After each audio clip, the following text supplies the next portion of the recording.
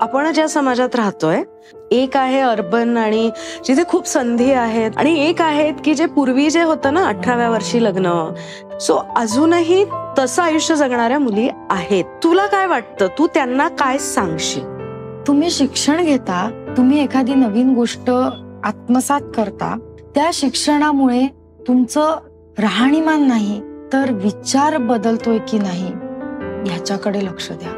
कारण की अशा कित्येक मुली आहेत ज्या माझ्यापेक्षा उच्च शिक्षित आहेत, पण त्यांना अशा कोणत्याच कन्व्हेन्शनल गोष्टींविषयी प्रॉब्लेम्सच नाहीयेत जे असायला पाहिजेत असं मला वाटतं. आणि हेच तर विशेष आहे श्यामची आईचं. जेव्हा तिच्या आजूबाजूला काय काय घडत असणार आहे, अशा काळामध्ये ती मुलाला म्हणते की तू प्रेम कर, चुकलास तर माफी माग, घाबरू नकोस, कारण ते तिला पटलं होतं.